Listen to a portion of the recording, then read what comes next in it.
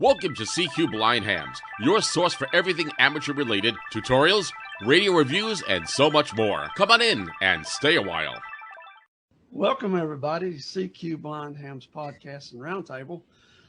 Today we got an interesting subject, but I want to introduce my co-host today. We got Bob with us. And by the way, my name is Joel. W0CAS is my call sign. Good morning, Bob. This is Bob, K8LR. I'm in Kalamazoo, Michigan, and a beautiful sunny morning. I have a southern-facing window, and the sun's shining on me, so I'm all charged up. All right, got some of that passive heating going on. That's great. We got a new co-host today. We want to welcome Julian. Julian, tell us a little bit about yourself. Where are you from?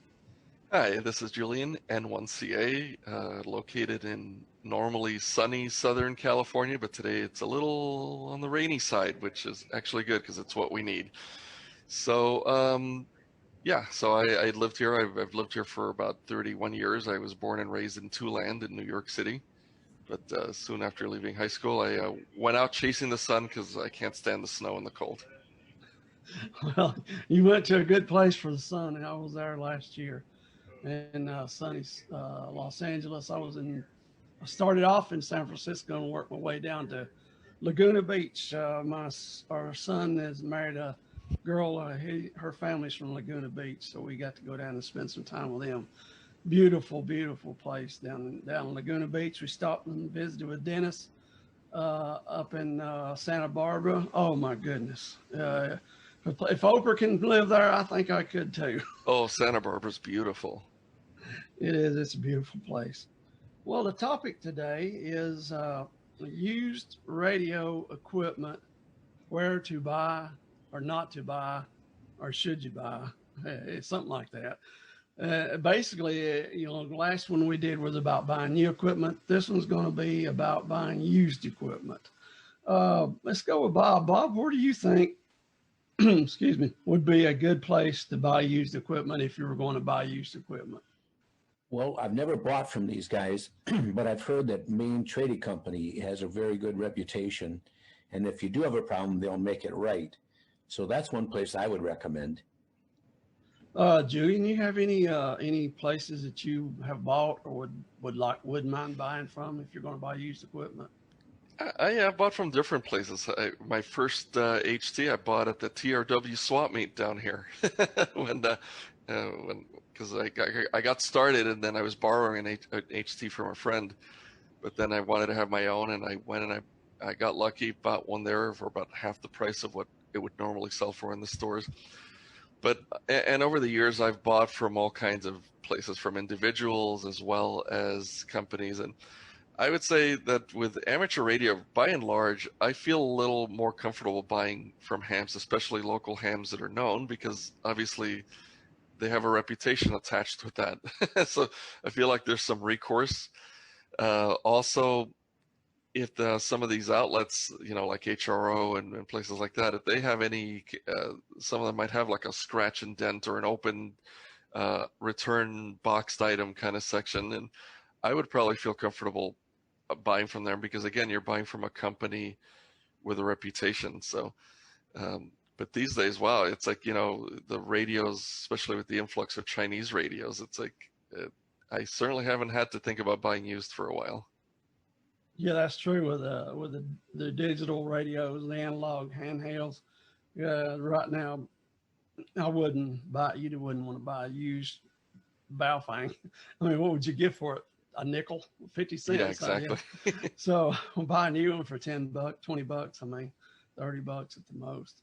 I was thinking along the line of an Elmer. If you've got an Elmer, or if you're in a ham club and you got SKs, silent keys, that you knew the equipment, and you would think more, you'd be more incentivized in buying something like that than even buying from some of these companies that you could buy online.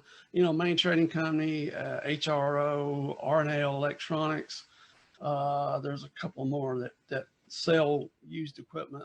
That they have a relationship with the manufacturers. I bought my 590 SG from Main Trading Company, and it was used. It was called a B stock, which could be used, or it could have been a reconditioned, refurbed, but Kenwood calls theirs B stock.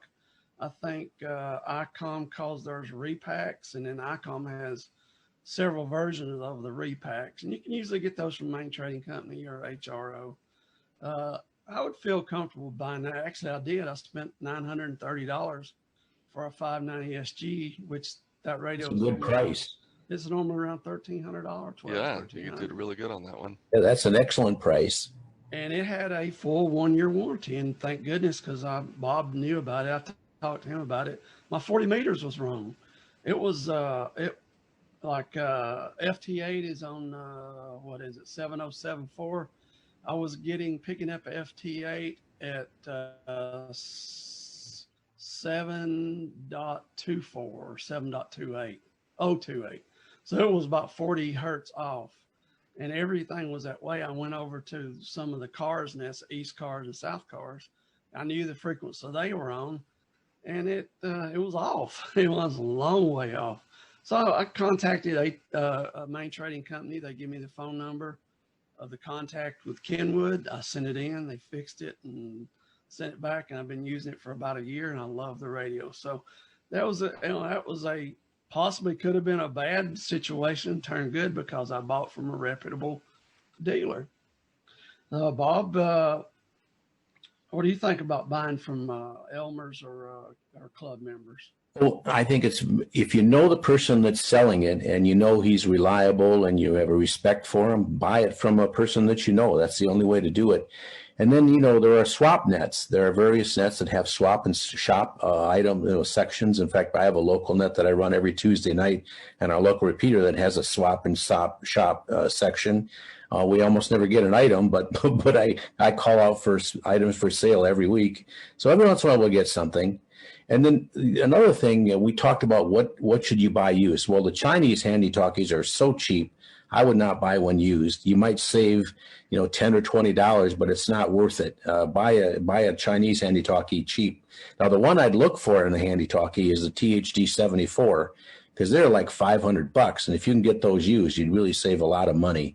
And then the other equipment that you'd look for is HF equipment, because that's several $100s, and there's a lot of equipment for sale that's used. Just make sure you buy it from someone you trust, a dealer you trust, or someone that who knows someone who's had one and taken good care of it. Yes, exactly. And also I forgot about the clubs and the 2-meter repeaters and the HF 3980, my local Tennessee phone net. We have a Traders net on Sunday night.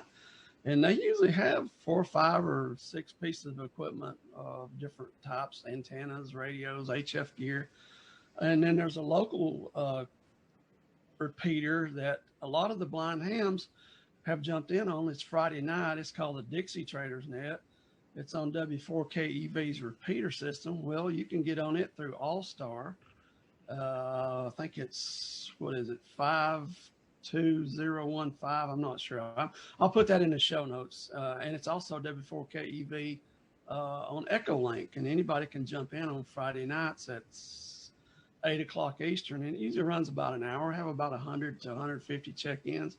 Here's something else, guys. About once a month, they give something away. They've given away, I don't know, maybe it's more than once a month. Once every 2 or 3 months, they'll give a radio away, or 2, 3 radios away. So it might be worth jumping in on a Friday night and listen to the Dixie Traders net and see what happens. We've had guys from New York and California jump in, and I've heard them check in on that Traders net. And on another thing, on the Saturday Blind Hams digital net, people have put stuff up for sale there. And on the blindhamsgroup.io mail serve, I've seen a lot of equipment go across that list for sale. I don't know, Julian, have you had any contact with any used equipment posted on mail lists or repeaters or anything? Well, not for mail lists. I've basically bought either through that local hams. They happen to hear it they're talking about, hey, we got this radio, so now I'm going to be selling this. And if it sounds like something I need, then yeah, I'll contact them. I've bought radios that way. I got a power supply that way because one guy was going from a RS-35 to an RS-50, so so that's currently the one I'm currently using. That's how I got it, was that way. You know, and of course now with all these other places you mentioned, I mean, honestly, unless I really know the ham or it's somebody who's well known to somebody I know, I these days would probably prefer to go through a company or something like that has a section, because I feel like at least if it's a high priced item, you know, if it's like a $30 or $50 item, you know, you take your chances, why not? But when you're paying a few $100s for a radio, you know, I feel better knowing that there is some form of recourse, that if something goes wrong, if it's, you know, DOA or I got a significant defect or something like that, that I can say, hey, you know, this is not working. How can we make it right? Yeah, and there's a couple of tailgate. You mentioned tailgate or swap meet. I think that's a great way to find stuff. Hamfest, you know, we're not going to get to go to Dayton. I haven't never been, but a lot of people go. Dayton, and also Orlando, and then there's one in Texas, big Hamfest out there. That has the boneyards. They call them boneyards. You know, the tables with used equipment. It may or may not be a good place to buy something. You can definitely find stuff there for sure, and sometimes you can get a good price out here. But there's a couple of websites. Actually, the ARRL, I think, has a classified section. And then there's one called eHams. eHams has got a good reputation. But then again, the reputation of the site may be good, but you know, you can look at the reviews, bad reviews maybe of some of the people selling. There's one more, QTH. That's another. I think Russ has used those before. There's a lot of places to find gear, and there's quite a few places to buy new gear. We know of lots and lots of places. Bobby, we're gonna make this a short podcast. So you think you got anything else that you could recommend places to buy used gear or not to? Local hams, like say, as local swap and shops, if you have one in your city or in close to you, there's one here in Kalamazoo once a year. There's a couple in Grand Rapids that they have once a year. So, you know, there's ham fests all over the place. And one thing that I always do, if I'm even thinking about buying a piece of used equipment, is I'll say, let me see it working. If they can't plug it and make it work, I'm not going to buy. One other thing I wanted to mention, everybody talks about how bad eBay is. Now, I've only had one problem on eBay, and that's when I bought a brand new IC7000 transceiver at a real discount from a guy out east, and he never shipped it. And eBay did give me my money back, but it was quite a hassle. But I've never gotten anything bad from eBay, but then I'm really careful. I look at ratings. I look at how long they've been selling it, all kinds of stuff before I buy. I've never gotten a lousy thing from eBay. Well, that's great. That's what I've always been scared of, is what you were talking about, not shipping. And eBay does say that they'll give you money back if you're cheated. And like you said, it was a lot of hoops to jump through. That could be a problem. Small stuff from eBay, you know, connectors, cables. Well, you might not want to buy a cable. Coax, I mean, because you can get coax. It's horrible. Even at flea markets or ham fests, you got to be careful buying coax from those guys. Julian, what do you think about buying from eBay?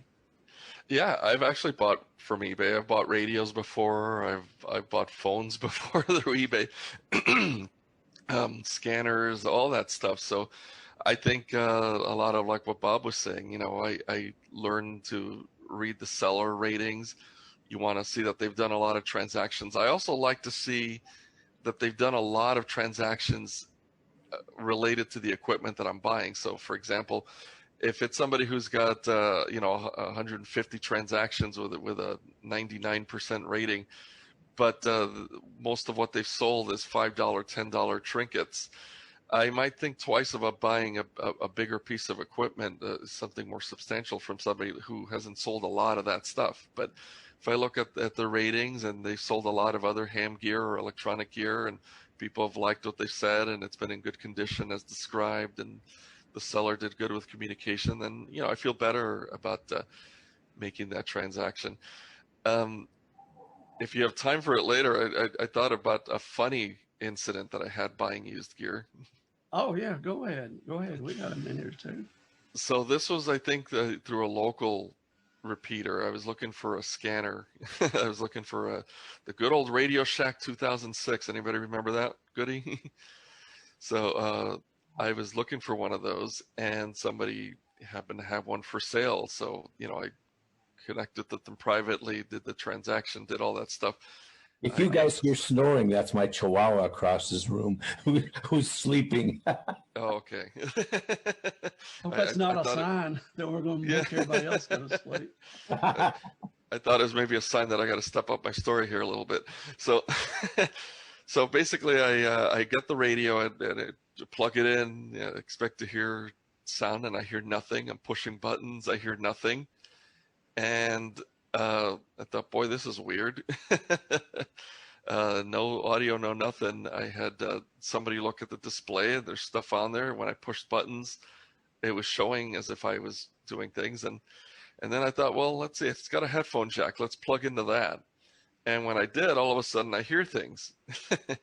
I thought, boy, that's weird. The speaker must be broken. So I called the guy. I said, hey, you know, I like the scanner except for one problem. The only way I could hear anything through it is by plugging into the external jack. You didn't mention about it not having a working speaker. And he said, well, it should have a working speaker. I just recently got a new speaker for it not that long ago. I thought, well, that's weird. It's not working. Well, it turns out that, yes, he got the new speaker for it, but he never installed it. That would help. So he ended up sending it to me, and also gave me back a little bit of money because I said, hey, you know what, this is not as described. I don't know that I want to keep this. So he gave me back like $50 in the external speaker. Oh, wow. So we called it even, and I had a working scanner for a while. As it happened anyway, I usually listen to the scanner with an external speaker. So Yeah, I never did install the actual speaker because I didn't need it. But it's just the principle of the thing that it was not functioning the way it was supposed to. Well, at least he leveled with you, though, and he told you, yes. You know, he was honest about it. Yeah. Turned out to be a good experience, and that's great. Yeah. Well, that's what I mean about buying local, especially from a local ham, somebody who's known, who kind of wants to protect their reputation. So it's like the last thing you want is for a guy to get on the air and say, hey, I bought a bum radio from this guy. You better think twice before you do business. Another good place to buy things is a silent key sale or an estate sale, because usually you can buy things there at sometimes 10%, 20% of the original price. The only thing is there's usually not a return. If you buy it, it's yours. Right. Yeah, that brings up another quick topic. I know I don't want to make this too long, but our 2-meter repeater that asked the question to one of the guys that used to work for. It wasn't HRO. The HRO bought out a bunch of stores, and one of you guys will remember who it is. AES. Say again, Bob. Amateur Electronic Supply. AES, you're right. His guy worked for them, and they bought used equipment. So the repeater owner asked him, what would be a good price for used equipment, you know, as opposed to retail and new price? And he said 40% is what they would probably pay. This is from the store, buying it and then trying to resell it, because, you know, they got to mark it up. And if you look at some of these stores, they're not that far off in new prices, and you're not getting a warranty with some of these. So he said 30 to 40% if it's in great condition. You know, if it's scratch and dent, then you go down to 15 to 20%. But it's still in full working condition. That's for radios that are still being manufactured. And that's the key. You know, you look at, say, like a TS480, they're not being manufactured, so they wouldn't bring the 40% wholesale, and then they would try to get 60 or 65 or 70%. You know, so you see the markup that the stores have to make when they buy equipment. Take trade-ins. When they take a trade-in, that's what we're talking about. So, yeah, and I always looked at it like this. If I wanted to buy something and it's used, I would pay 50% for new price. I don't know about you guys. And they say ham equipment, maybe it could be more. You could pay up to 70% for a radio that's still being manufactured. If it's like new, it looks new, it's what they call a 9 or 10 out of 10. So what do you guys think would be a good percentage to pay for used equipment? Bob? I think No. Well, 50% or less if there's no warranty. I'd go up to 70% if you get a warranty. But you know, if it's anything over 70%, I just buy new. Yeah, Julian. Yeah, honestly speaking, I mean, I think it depends too on the radio, how popular it is, how good of a radio it is. These days, again, because of the influx of Chinese, I think it's kind of dropped the bottom out of some of this stuff. But there's the saying too, you get what you pay for. So honestly, though, I think 50% and maybe a little more depending on the condition. If I know the person, if I know that this person takes extra good care of their stuff, so I know that that I'm getting something good, then I might consider it. But it really depends, because I think honestly there's something to be said too about the value of a warranty. So you got to factor all that into your buying decisions. Yes, you're right. You're so right. Well, Bob, do you have any final words for us? I want to mention one more thing. Neil K at IT mentioned to me that if you want to sell an item, QTH does not demand a fee for listing an item on QTH. They'd like you to donate, but they don't demand that you pay something up front in order to list an item. So that's something you might be interested in if you want to unload some equipment. Oh, that's great. I didn't know that. That's good to know. Yeah, and I got QTH listed in their show notes, so we'll have those online at the bottom of the podcast and also on YouTube. So, but Julian, you have any final thoughts? Yeah, I mean, I think that buying used is especially good for gear that's very expensive, especially if you're a new ham. I mean, like I mentioned before, my first HT that I owned was a used radio that I bought at a swap meet, and I would not have been able to buy that particular radio otherwise because of its going price at the time. So it certainly has a value to it, but like anything else, you have to know what you're doing. You have to weigh out all your options and ramifications. But I think overall, buying used is a good thing. There's also something to be said about taking care of your equipment while you have it, because someday you may want to sell it. So yes. I tend to be one of those people that keep the boxes. I tend to keep my radio in cases whenever possible. Try to handle it with kid gloves. I mean, not to the point where I'm not using the thing and just keeping it in a locked glass case like a museum piece, but at the same time, thinking about the wear and tear you put on it, because it may be that someday you want to sell it and you want to get the most you can get for it. But again, of course, now with these Chinese radios that a lot of us are using today, I think a lot of that just goes out the window, because there's not going to be much in the way of appreciable money to be made selling that stuff used. Yeah, that's right. And I, mentioned boxes, keeping your boxes. I keep a little closet for stuff just like that. Keeping boxes and manuals and the little accessories, the extra fuses, things like that comes with these expensive HF radios and even mobiles. If you keep all that stuff, then the people buying it from you thinks you might have took a really good care of it because you took care and to maintain all the accessories that goes with it. What do you think, Bob? Is that what you do? Oh, absolutely. Yeah, absolutely. Keep your boxes. And now for handy talkies, especially the Chinese one, you don't need those. No, those are just they're getting away. But HF and mobile equipment, even if you had a THD 74A, I would keep the box for that. Sure. That's a quality radio.